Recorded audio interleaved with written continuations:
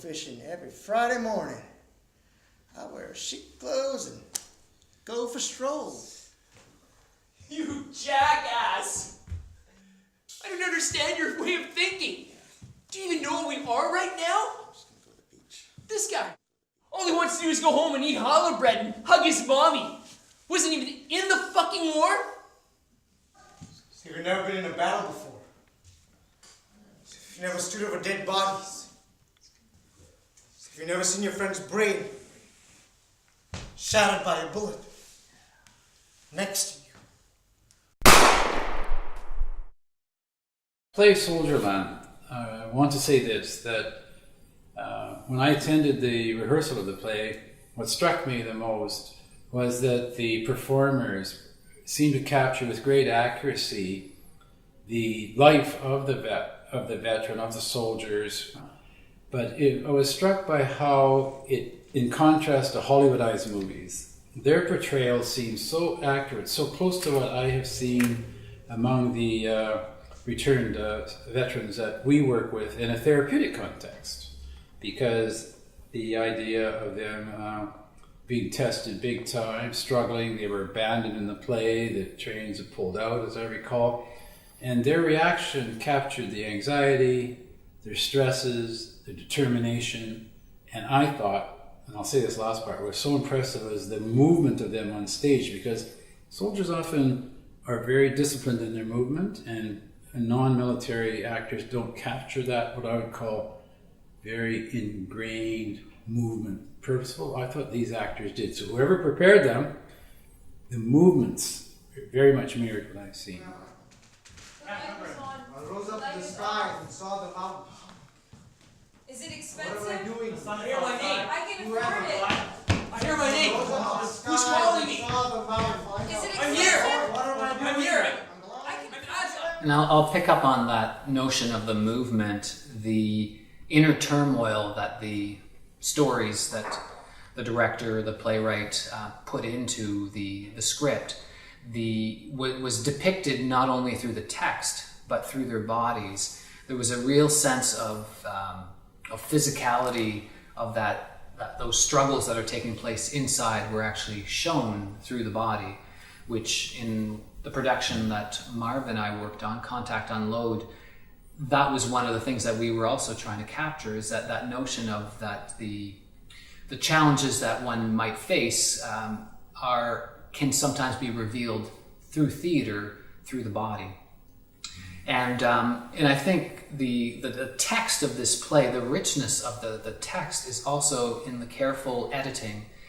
One can overwrite. We have tendency to overwrite, to try to tell, to describe everything.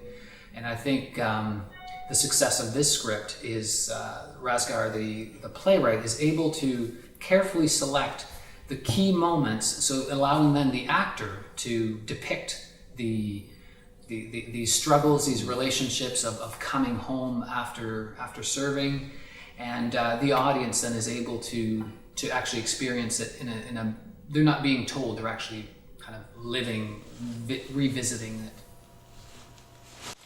I have no food left. It's not important. When I get back home, my mother will be there waiting for me. She'll have already prepared plenty of food. I'll dig in and wash it down with a nice hot drink. Why not? All this exhaustion just vanished like The roles that they were portraying was the one guy, he was in denial. Remember, he said, oh, when I get home, I'm going to be like this. And oh, he was trying to be optimistic.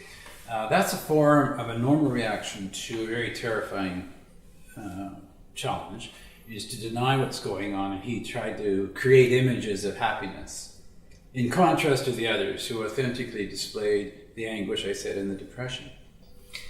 Which created the moment Marv is talking about in terms of the dream of when he comes home and wishing what he's going to potentially experience. It allowed also for the sense of comedy. There was a release for audience members to actually, because he was describing, which we all knew would not be what was going to happen. We were obviously, as audience members, put a step ahead, and the reaction of his co-actors, his because at the very beginning of the play, you have these three actors at the train station, and which created this wonderful moment of, as I mentioned, of seriousness, but also of release, because there was this dream-like euphoric potential, which we knew at some point it was going to slap us back in the face, because we knew it wasn't going to happen, that when he came home, that there'd be other factors that he'd have to face. What also in the play captured, which often they don't, is the domestic relationships when they come home.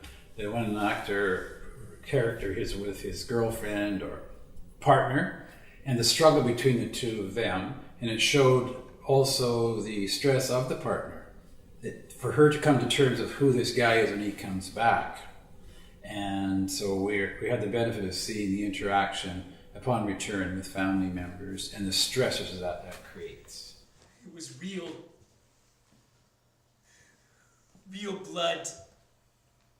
Real death. Real killing. You should have never signed up for the army. You didn't have to. I was afraid.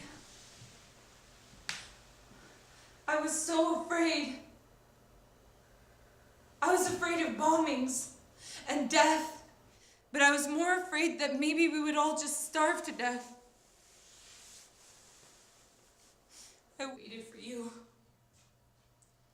You should have come back and calmed me down. But you didn't. You didn't even send a letter. I couldn't!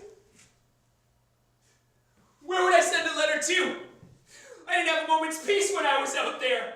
I was taught to walk towards death and not even think about coming back. What kind of sick person do you think I am, that I love blood, death, and guts?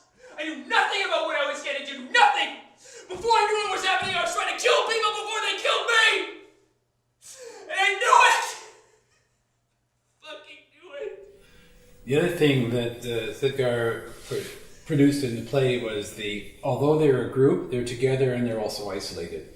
Sometimes in the theater space you have one here, one here, one here, one here, and they would be into their own distress by themselves. No one can help you. And then they'd come together again as a group and reconnect, in and out, in and out. And that was quite often, you can suffer alone in a group because the others are suffering too.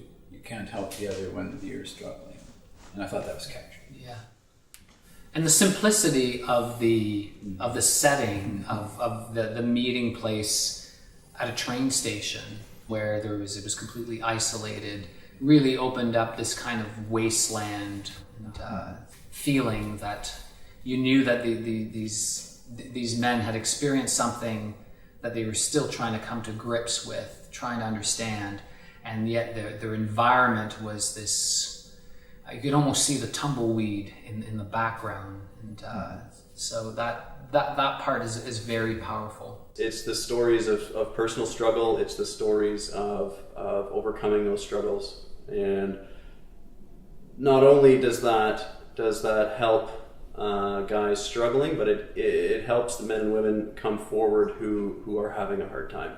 And so plays like this one, plays like Contact Unload, are so incredibly important, both to the veteran community for advocacy, for removing stigma, but also in raising awareness for civilian populations as to what exactly your servicemen and women go through, both in overseas deployment and when they come home.